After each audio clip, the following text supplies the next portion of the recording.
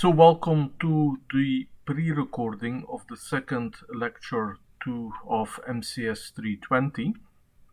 So in a way this is still a welcome, as this follows immediately the first lecture. But the topic of today is the Jupyter notebook, the topic of this lecture. So in the setup, I will start with the presentation of some slides. The slides capture the essence of what I want to say in the lecture. Then, so for 15 minutes, I will go over the slides. And then in the remaining 30 minutes, I will give some demonstrations with the Jupyter notebook. So the main reason why we use the Jupyter notebook is to document our work. There are four main operations that one should need to know, and then we have the formatting with restructured text. And the main concept here, what I hope to explain, is that we distinguish between exact computations, symbolic computations, and approximate computations. And the slide presentation stops with a question. Okay, so we use the Jupyter notebook as an interface, a convenient web interface to Sagemath. So the Jupyter notebook is the default interface. So the bottom line of this slide is that all your work, homework, quizzes, projects, and exams must be submitted in a Jupyter notebook. So it is unavoidable. So Jupyter is not the name of the planet, but it is an abbreviation for some very popular computing environments. We distinguish between input cells and output cells. So the input cells, again, are separated in two. Things are binary in computer science. So a cell can contain code to be executed by whatever kernel is selected, or text. So the text can be plain text or formatted text, or also mathematically formatted text with LaTeX. So the output cells, they can hold numbers, numerical data, matrices, vectors, and similar numerical information. They can contain symbols, symbolic expressions, and plots. So a Jupyter notebook allows us to document the computations. It allows us also to transition from a computation, like in a computer program, into a technical report. So one could see the Jupyter notebook as a transition between a computation and a report. Jupyter is an important project. We are using Sagemath in this course as the main computer algebra system. Here on this slide, I have the logo for Jupyter and the logo of Sage. The reference is indicating that there are many people involved. Also, the title is interesting. So it's a publishing format. Reproducibility is very important in computation. So one can select a kernel with a particular version of the software. As the software evolves and moves on, one can go back and select the previous kernel with the previous version of the software and still run this. Workflow is another important concept. So how do you structure your work, essentially?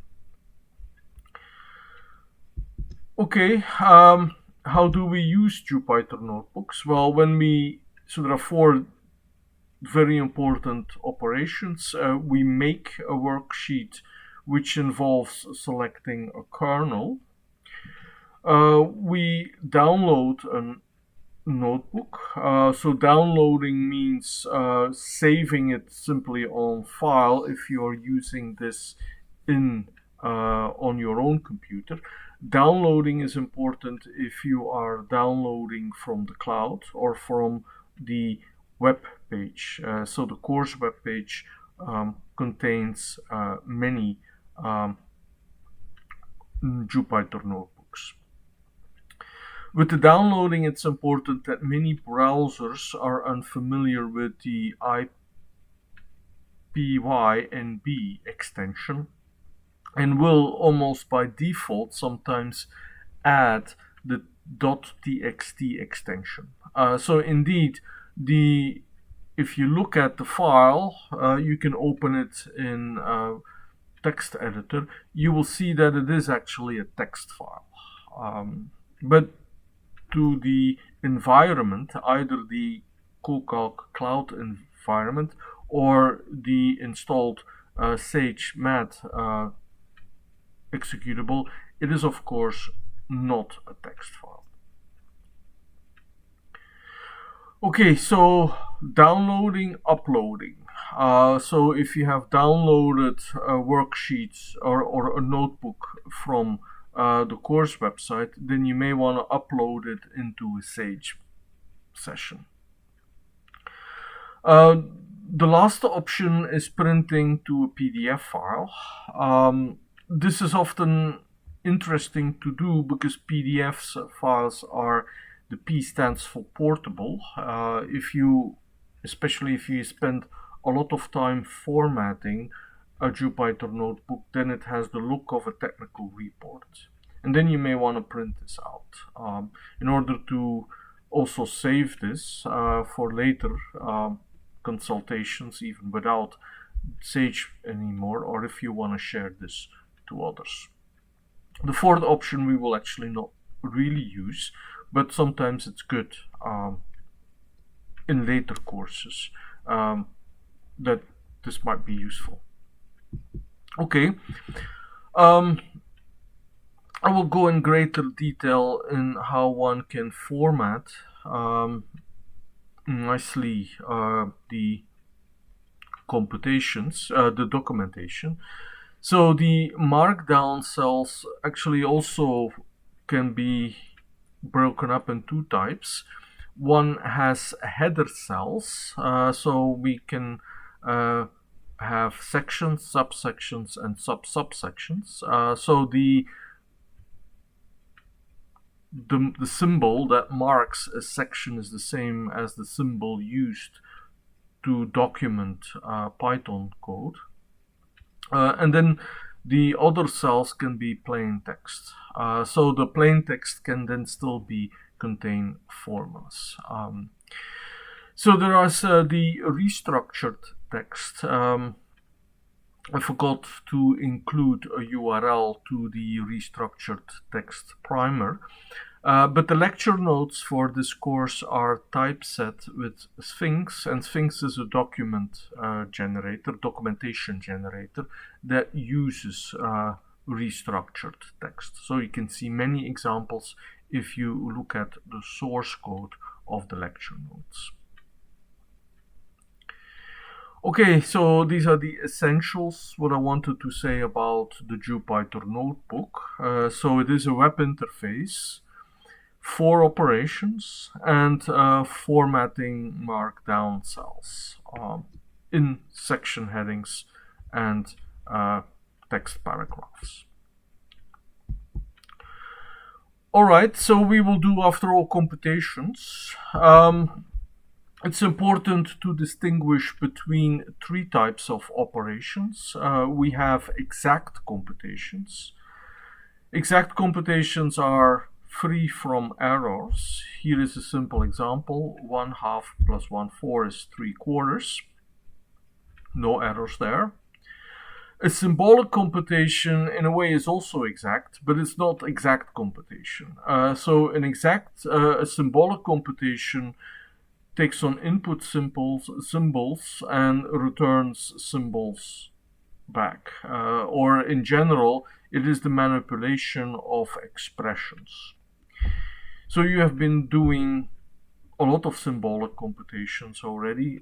Most of calculus is actually symbolic.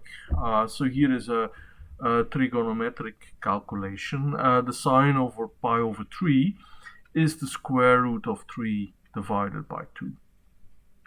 And in a way, if you look at this as a computer scientist, at the left of the equality, you have a function, the sine function, which is left unevaluated in symbolic form, the sine of pi over 3.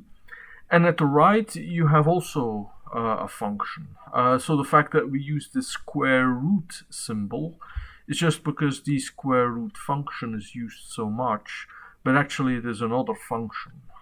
So it's the sqrt function of 3. So in symbolic computation, we rewrite more complicated expressions into simpler expressions. And then the third type of computation is an approximate computation. I would say this is a computation that may contain errors, but sometimes it's not. So an approximate computation operates in limited precision.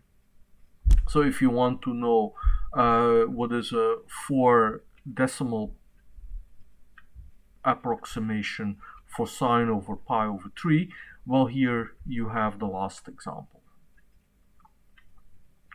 So this is an important concept that we need to know. So as I indicated last lecture, MCS 320 is the first course on the computational track.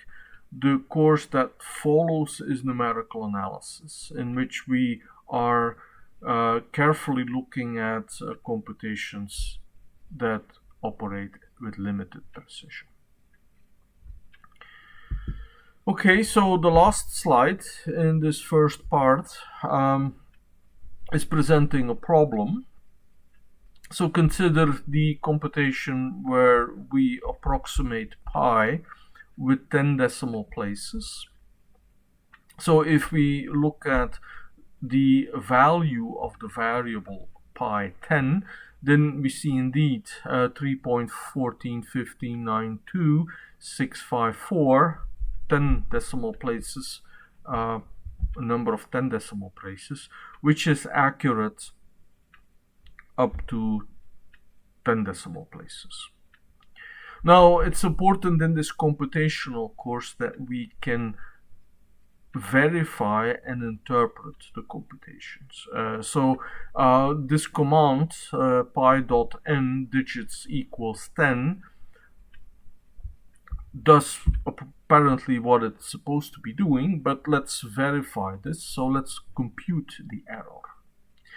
So what I do in this next computation, I subtract from pi, so pi, the symbol pi, I subtract pi over 10.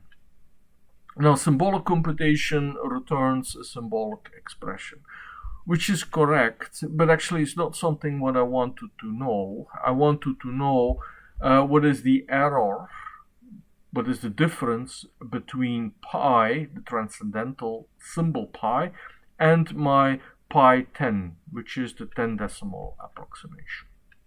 Well, I can evaluate the delta, the expression, the symbolic expression, the symbol, if you like, with 10 digits. And I can also do this with 11 digits.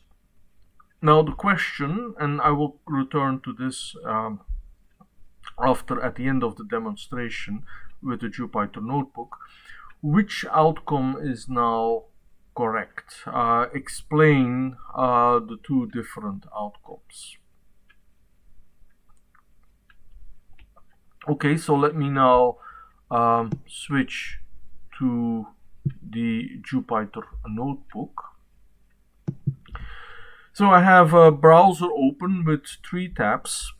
So the tab that you see here is the CoCalc environment. So the exercise, the main exercise for lectures 1 and 2 is to create an account on CoCalc or and to install Sagemath on your computer.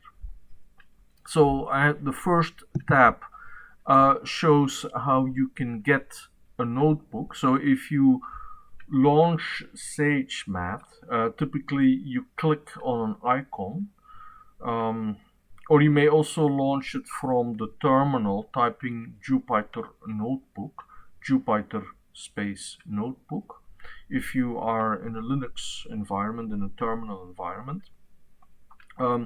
For Windows and Mac, there are icons and you can click on them. If you then get on your installed Sagemath program, you are running this at some location. So here in my installation, this is courses MCS 320 summer 22 and lecture 0. There is already a notebook there and it is running in my second tab. If I want to start from scratch, then I launch here a new kernel and I click on the Sagemath kernel. So I will use this to build the worksheet. So the notebook, I'm sorry, the worksheet was the classical interface for Sagemath. So I'm still misspeaking a lot of times. So the notebook is the default interface by now. So my other tab, so I created a tab, is the notebook that I have prepared.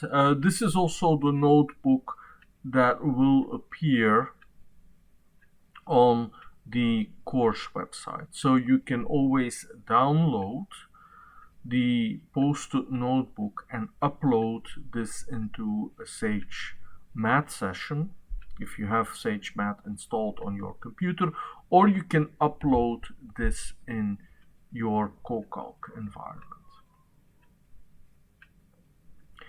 So making the point here, so in the previous lecture we were only using code cells. Here you can see that there are markdown cells. So actually the first cell is a markdown cell. So this is where I'm here with my the second cell is 2, but the second cell is a header, and then here I have a code cell. Now I have not executed anything, so my notebooks are organized so that I can run all the cells in the notebook. Very similar on how we run a computer program. So, and actually the last statement is actually not entirely necessary. But here you see, as I'm scrolling down, I have a notebook with 3 sections and with 6 code cells, with various other cells that are sitting in there. So what I will demonstrate in this lecture, in what remains in the remaining half, I will demonstrate how to make this notebook. And I will flip back and forth between the CoCalc environment. So I have an account on CoCalc, so I will sign in now. So if you have not yet created an account, then now would be really a good time to do this as well.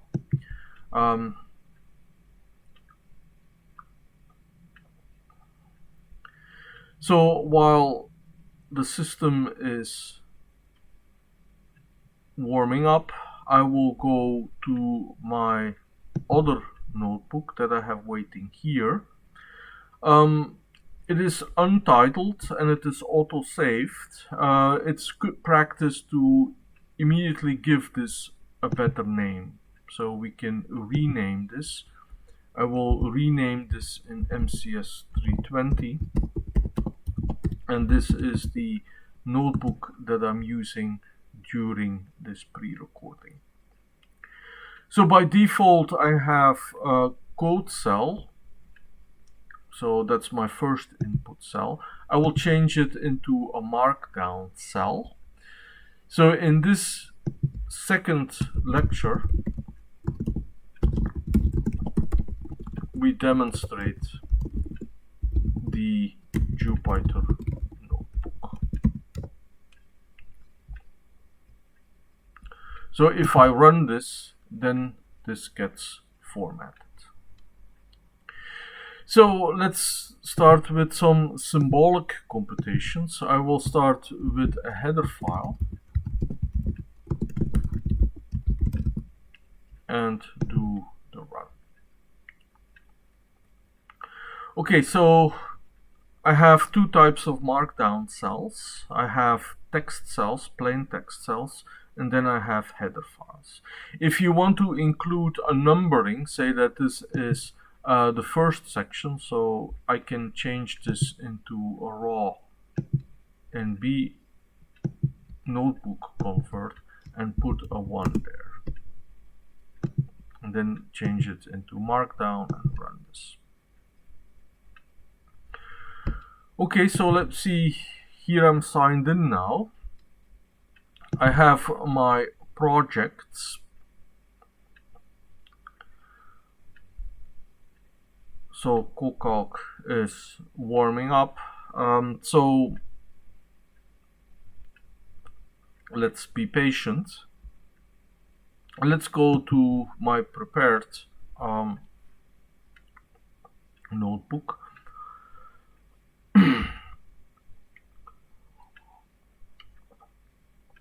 So the first part, the first computation that we did was the sign of pi.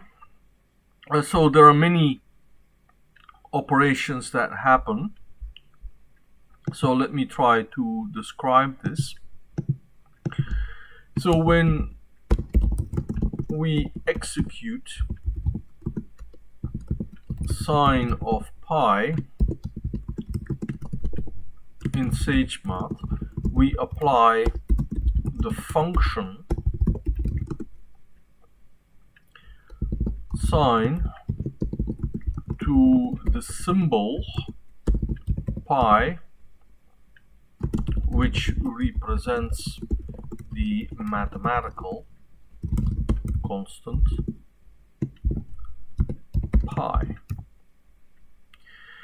So observe my formatting. I'm using the double right quotes to typeset something that will appear almost in how it is appearing I use this formatting for the literally the verbatim, what one types in verbatim. So we have the constant, and I also have a typo. I managed to make a typo. So the constant pi. So pi is a Greek letter. I'm using LaTeX. So between dollar signs, I'm calling LaTeX, and the slash pi is to make the difference between the pi. So let me document this. Observe that pi is different from pi. How is it different? The pi represents the mathematical constant pi, while pi is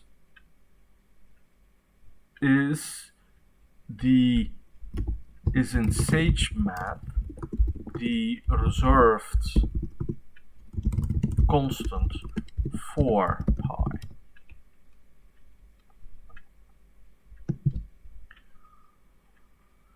Okay, so I'm performing a symbolic computation. So I'm doing sine of pi, and mathematically the sine of pi is 0, so we saw that on the plot in the first lecture, or certainly you remember this from calculus. So note that all our computations are typed, so I can ask for the type of the result. So I can ask for the type. So let me document this. So we can verify that Sagemath knows. So here I will put knows pi by asking for the type.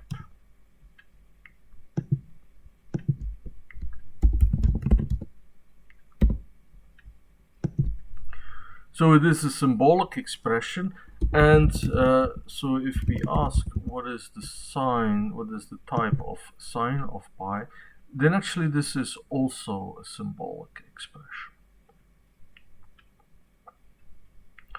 Okay, so that is the first section on symbolic computations. So see, I have now I have new projects that I can create. I have an existing project, the lecture 1, so let me create a new project, lecture 2. I will create the new project. So one can have one project with many notebooks in there. So you could create one project, MCS 320, the lectures, and then put all the notebooks in there. You could also do, as I do, for every lecture, you could have multiple notebooks. So you could perhaps a separate notebook for the exercises that are associated with this lecture. So I will start this project. Again, the recommendation comes that if you are using this as I'm doing, without having bought any license, then I'm a little bit at the mercy of the slow connections. So again, this is a free course. There is no textbook that you might have to buy. The software is free as well. So if you are impatient and if you want to support the project, please consider buying a license. So I will create a new notebook. I'm not too good with original names, so I will also call this lecture 2. It is important that you select a Jupyter notebook, and then we create, we are in essentially the same environment as I had before. The buttons look a little bit different, but we have the same types of cells. We have code cells and markdown cells. I must select the kernel, Sage 9.6. I had 9.3 on Windows because of the binary installer. I will start with the text cell. So it's called a text cell here. One actually here has some editor capabilities. So I will just start typing. Can I do that?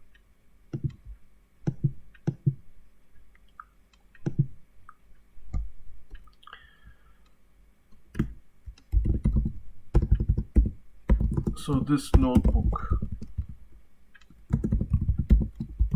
illustrates the editing features.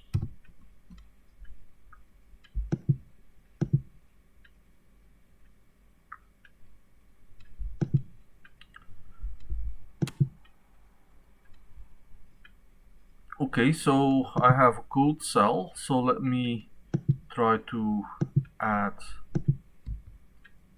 a heading.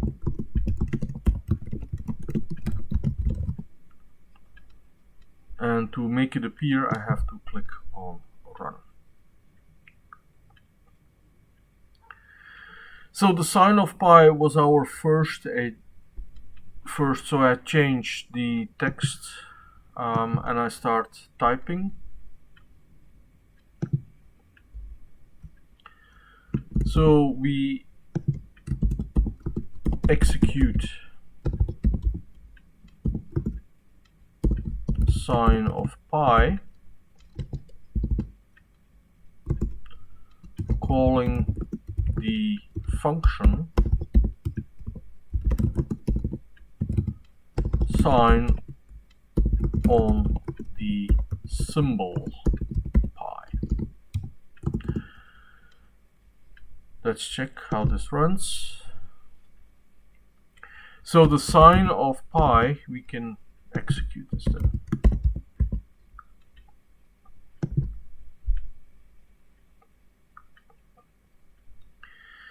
Okay, I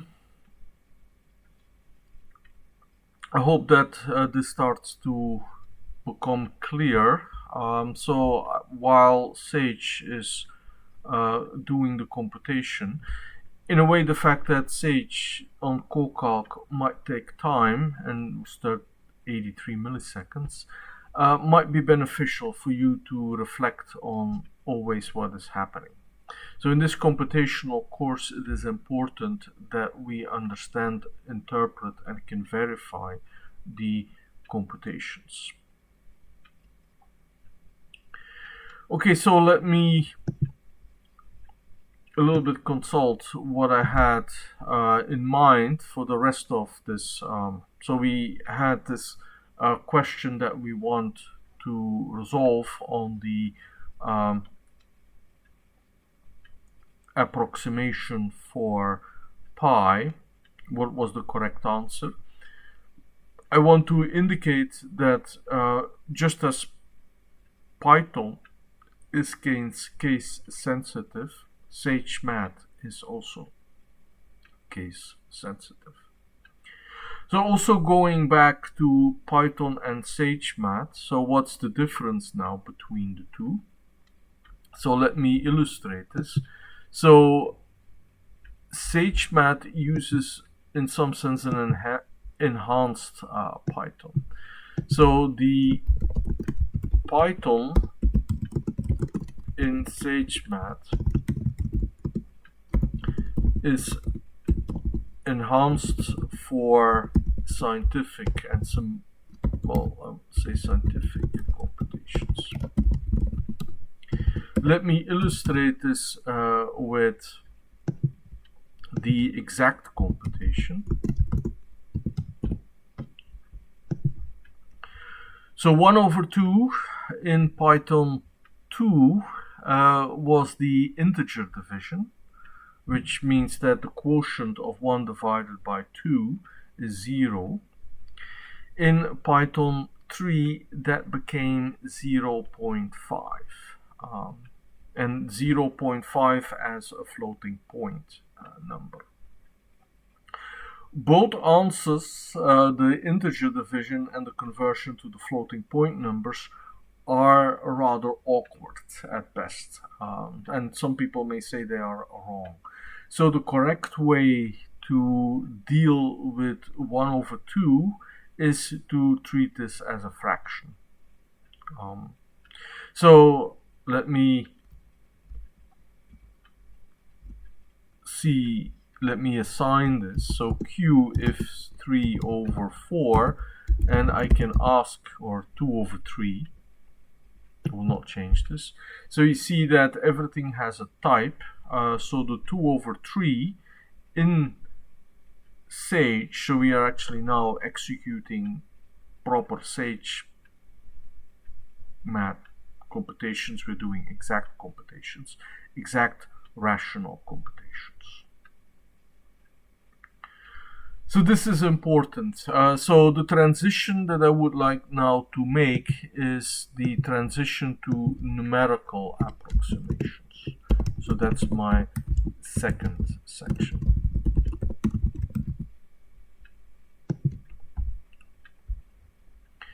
So we can work symbolically. So let me document this. So we can work symbolically with pi, the reserved constant for pi. That's one thing. So in this section we will work with approximations for pi. In this section we consider a numerical approximation for pi.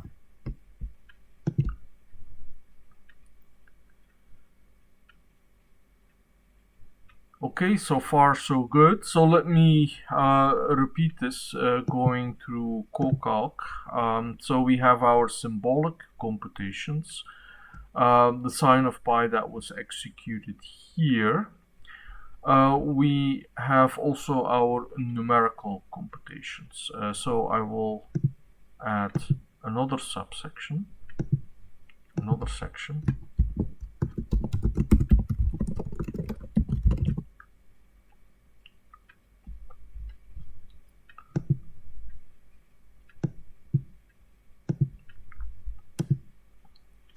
So in this section we work with numerical approximations for pi.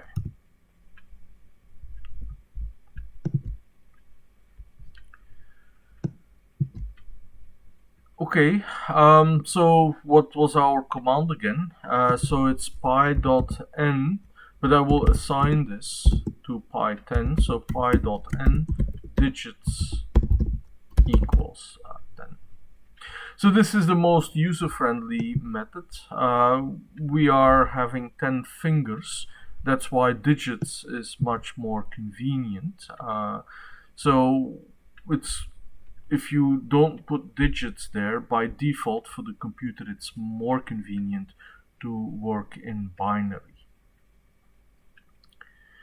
Okay, so as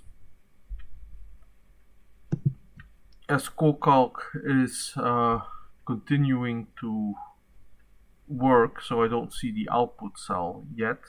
So let me go back to the other worksheet that I was constructing.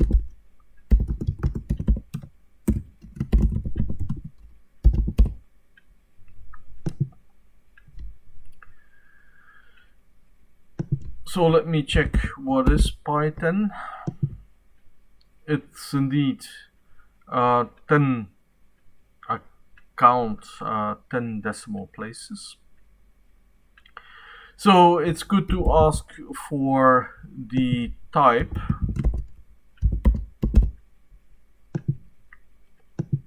And in this build-up of the notebook, we explain our computations. So we see that pi10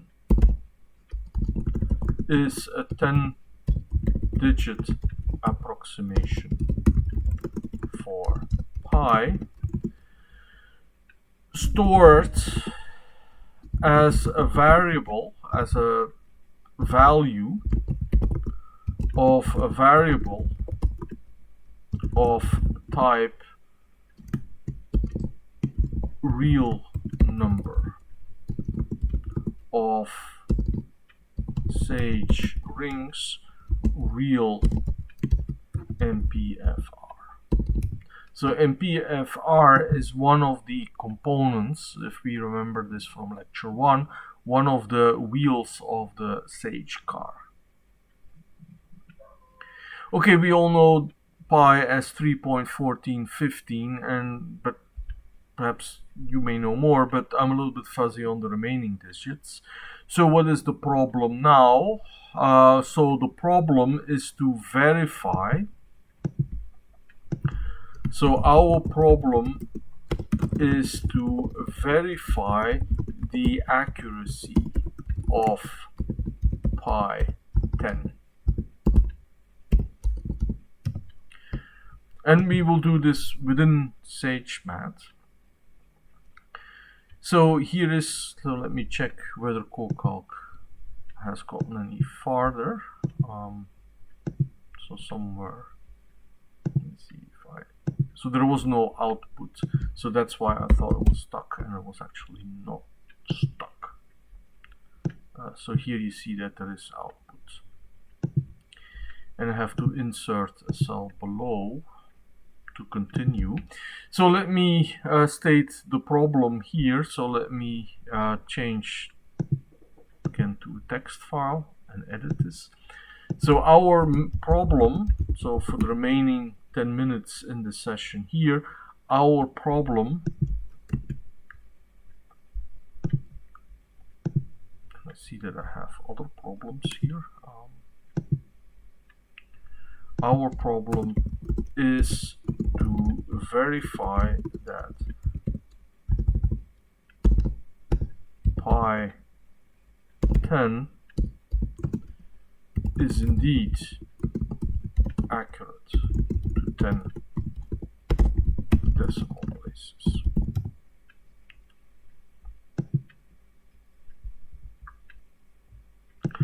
Okay, so we have the commands, so let me execute them. I do pi 10, I do the delta, I compute delta is pi 10 pi minus pi 10. So that's the difference between the pi and the pi over 10. So I've assigned this to delta. So fine, I want to see what is delta. So, oops. So I don't want this to be here. So delta, what is delta?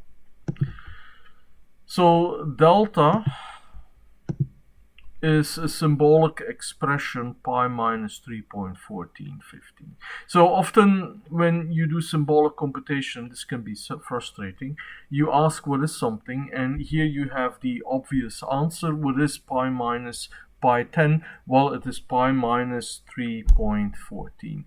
So Sage has evaluated the variable pi 10 to its actual value, but it has not evaluated the entire expression. So this might seem lazy from Sage, so it might also be kind of annoying, but we will encounter situations where automatic evaluation is not a good idea. So symbolically, this is a perfectly good, correct answer. Okay, what I'm going to do with delta, so think about this for a minute. So in order for everybody to catch up, I will continue here with the two statements. And I will also document this here. So what we see is the symbolic expression. So we can ask what is type delta. And type delta is a symbolic expression. Oops, this should have been a code cell. So we want to compute, so what we want to verify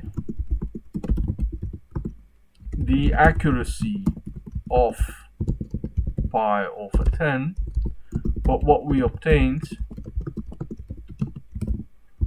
was a symbolic answer, which does not solve our problem. So that's actually the point. Okay, so what are now the two statements that we can try? I can force the evaluation of delta. I can force this with 10 decimal places and once with 11 decimal places. And I see two different answers. So on the slides, I asked which one is correct, and the answer is actually both are correct. So let me explain. So the first answer shows delta. So let me type that down. So the first calculation shows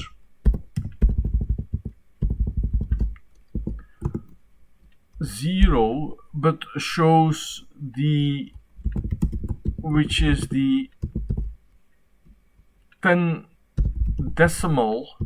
digit representation, if you like, of 0. So there are many ways how one can write 0. What does this now mean? It means that if one works with 10 decimal places, so if you have a number system, then pi and pi 10 are the same. So that's the interpretation of the first computation. In the second calculation, so the second calculation shows that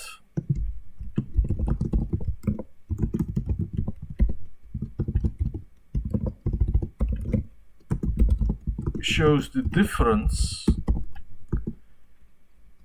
in a system that uses 11 decimal places in the working precision.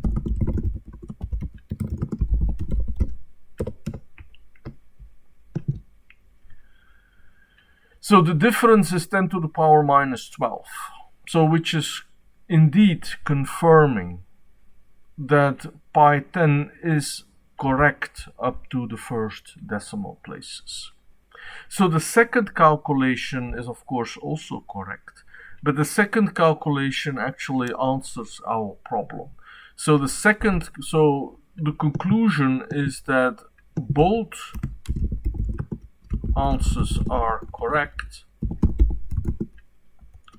but the second computation verifies that indeed pi 10 approximates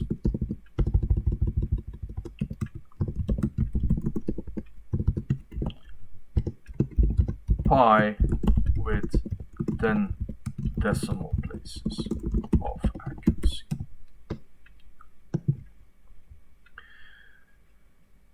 Okay, so that's the main point of this calculation here.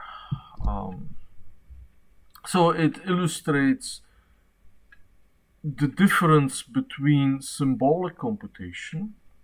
So the symbolic computation is actually the delta, as you see there, which in some sense is kind of, as in many exact and symbolic computations, is correct, but it is an unevaluated expression.